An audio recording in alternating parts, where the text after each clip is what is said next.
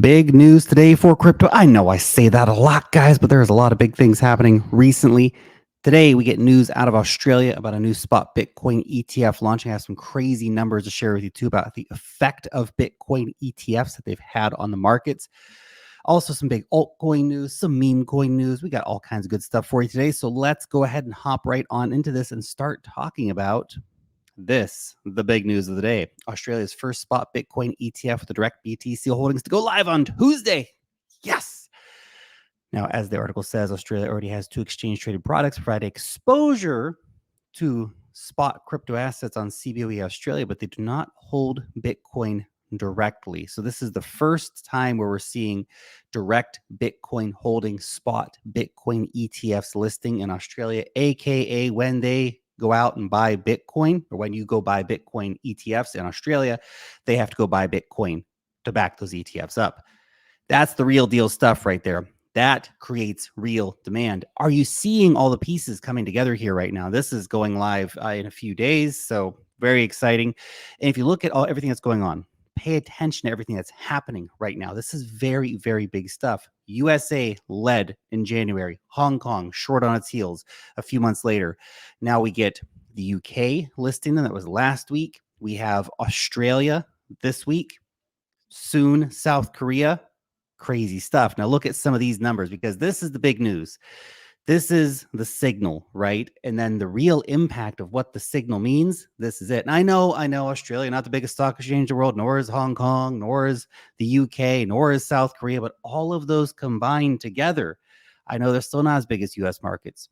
But what if they're buying 1/10 as much as US markets? That's still massively impactful on an asset that is wildly set for price expansion. Have a look at this. Sam Neat here sharing this. He says, we all know that year-to-date performance in spot BTC has pretty much been carried by spot ETF demand. Let me get myself on the screen here so make sure you can see all that. By spot ETF demand. However, it wasn't as obvious to me until I visualized cumulative ETF flows alongside price return. Just looking at this makes me giga bullish, of course, on Ethereum when it launches. See, look at how insane this is. So the dotted green line here, that's cumulative Bitcoin ETF flows. Okay. Look at this. Look at the impact this has had on the market. It's absolutely insane. Money flows into Bitcoin ETFs. Price of Bitcoin goes up dramatically. Inflows stall out. Price corrects. Inflows picking up again. Price going up. It really couldn't be much simpler than that. And it's pretty mind blowing, especially when you consider what is about to happen, that we are getting this Ethereum ETF, that we have all these new ETFs coming in for Bitcoin around the world. Ethereum ETFs listing potentially any day now. Leon sharing this one. Exchange balances for both Bitcoin and Ethereum at their lowest levels in years. Whales continue to accumulate. Bitcoin on exchange down to 11.6%. ETH down at 10.6%. Supply squeeze is coming. Think about how insane this is. The supplies on exchanges for both Bitcoin and Ethereum, which together make up 60 to 70% of the entire market cap of all cryptocurrencies combined, are at their lowest levels in years. Pay attention to the big numbers. Pay attention to the big trend of what's happening. We also have, ever since the SEC approved spot Ethereum ETFs, 777,000 Ethereum, worth about $3 billion, have been withdrawn from crypto exchanges. People front running that inevitable listing for Ethereum. Perhaps one of the most obvious trades in crypto right now. Buy spot ETH, chill, sell it at 5K or whatever, whenever we get up to that post-listing hype phase where you see the inflow starting to push prices up. Not Ethereum advice, obviously, but just some speculation there. And, of course, we're starting to see much more mainstream conversations around this. Now, the guys at the All In podcast pumping up a Bitcoin on their podcast. They're one of the biggest financial podcasts in the world, of course. Now, these guys, they're not exactly like super mainstream, right? They're still say a finance niche, right? So they're talking to investors, not your average Joe Blow on the street. Still, though, interesting to see them pumping up Bitcoin. They're talking about how the election is going to have a huge impact, or how crypto's likely to have huge impact on the election, what the Bitcoin halving is, all this kind of stuff, plus their price prediction of $200,000 to $500,000. I'm sure Chamath and team are well packed up on their crypto. But interesting to point out here, Marty Party sharing this one. He said we're leaving the 100-day consolidation period that we see every single cycle. The previous cycle high becomes the new cycle low, blah, blah, blah, blah, blah. Think about how crazy this is. The markets, man, they sure don't repeat, but they gosh darn do rhyme, don't they? And if you're betting against crypto, you're betting against that rhyming effect. Again, we're also seeing rate cuts starting to come in at major central banks, the ECB cutting rates this week. Bitcoin rallying alongside with equities, of course. Fed will have to cut rates sooner than later. Bitcoin had a nice little rally today, although we can see price sliding back a bit. Have this nice little triangles forming up here. We might see that daily candle close come in below there, but we'll keep an eye on that, see how it goes. That area at $72,000 means the key price resistance here for Bitcoin. It is the number to beat right now. That'll start the next leg up, probably up to around 90K or something like that. That would be the number I'd be keeping a very close eye on for a variety of reasons. Now, quick shout out to today's sponsor, which is Polkadot, the unsung hero of tokenized real-world asset projects. So, guys, look, Polkadot has been doing some pretty damn big things behind the scenes here, making some big moves right across the crypto space. And look, in the rapidly evolving world of blockchain, the tokenized real-world assets have emerged as a very interesting and big and, of course, very resilient trend over the past 6 months. Now, amidst this, Polkadot quietly becoming a powerhouse in the RWA space. A blockchain only needs one niche really to take off to see big things happen, let's say. So we're going to real quickly highlight 3 of the real-world asset protocols working on top of Polkadot right now. First is Fiken. This is a layer 1 app chain on Polkadot, bringing green and renewable energy assets on chain, emphasizing renewable energy and solar power, offering solutions for the agriculture industry. Then there is Agro Token, the first global tokenization infrastructure for agro commodities, creating a secure and efficient ecosystem for trading grains, and has received strategic investment from Visa. Pretty cool. Then there's Centrifuge, which is a project in the Polkadot ecosystem, providing infrastructure to tokenize, manage, and invest in real-world assets. It offers instant liquidity and integrates with major DeFi protocols to bridge DeFi across Polkadot and Ethereum. So big things happening. I'd recommend you guys go and check out all of these protocols, read a bit about them if you want to understand more about what the RWA scene is starting to look like on Polkadot, how Polkadot is approaching this from a technological perspective, how their blockchain is well suited to do that. Go check it out. Go read about what those guys are doing. Thanks again to Polkadot for sponsoring today's conversation. So, unexpectedly, no, of course it was expected. Obviously, President Biden vetoes the bill that would allow highly regulated financial firms to custody Bitcoin and cryptocurrencies. Surprise, surprise to approximately no one. I know there was this conversation literally last week. The Dems were saying, hey, guys, it's time. We're going to reach out. We're going to try and blah, blah, blah, bullshit, bullshit, bullshit. No, you weren't. Come on. Words, just words. Look at the actions. The actions, of course, are something very, very different to the words that come out of the puppets' mouths in DC.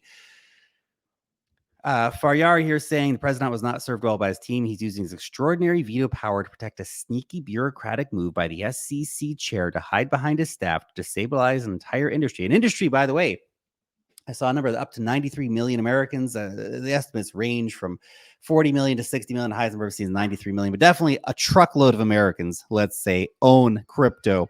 It's funny, isn't it? Representative democracy doesn't exist.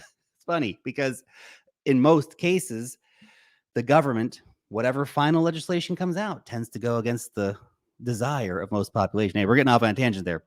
Anyway, he says if SAB 121 were formally ratified agency rule, it'd be one thing, but for the White House to prepare a veto statement that puts the president in the position of defending the considered views of an agency staff that were never lawfully considered by the commission itself against significant bipartisan majorities in both houses of Congress is a disservice to Joe Biden in the office of the president.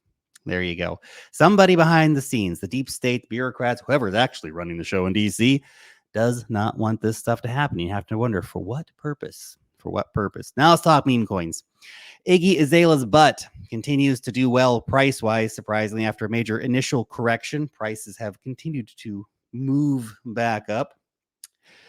Anyway, interesting. He said it'll be the mother of this cycle's celebrity experimentation. Now, you might think, gosh, these meme coins are getting dumber and dumber by the day, and I would agree. And celebrity meme coins they're something else, aren't they? But then I saw this the other day when I was scrolling Twitter. People who are obsessed with celebrities may be less intelligent, a study suggests. Now, you might look at that and say, oh, come on, Lark, that's a low blow. No, no, no, no, no. You need to understand the thesis here.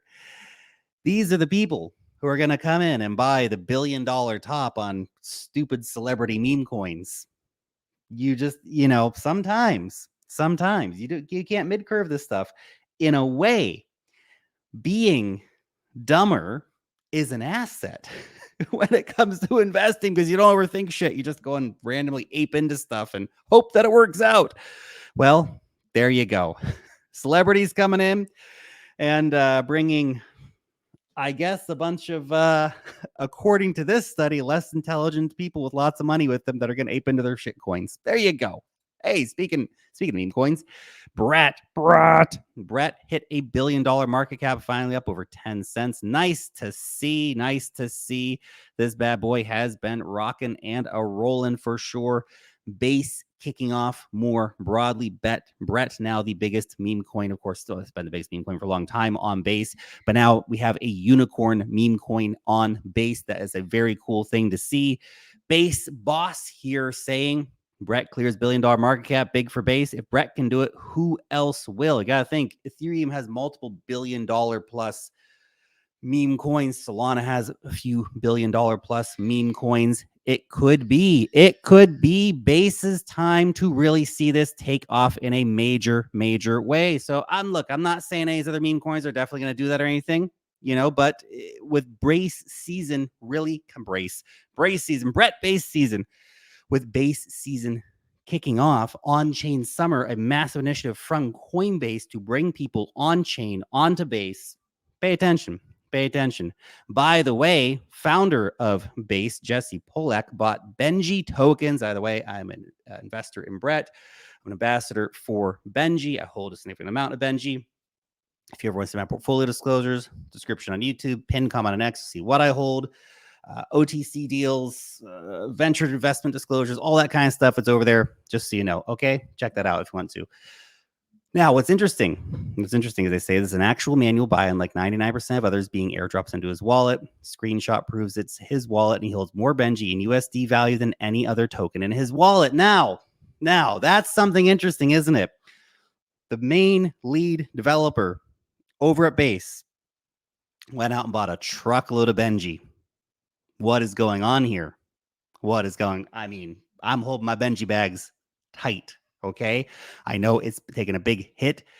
However, it's one of those ones. It's going to billions or going to zero. I'm hoping for, of course, the billions, but it's interesting to see that Jesse's getting on board with this as well. And it's now his biggest holding. That's pretty interesting, isn't it? Definitely a lower cap meme coin to keep an eye on, in my opinion. Very, very cool stuff happening right now across the crypto space. Man, oh man, what a time to be in the market, huh? Crazy things happening, guys. Bitcoin, look at the big picture. Look at what's going on. Look at where we're going in the market.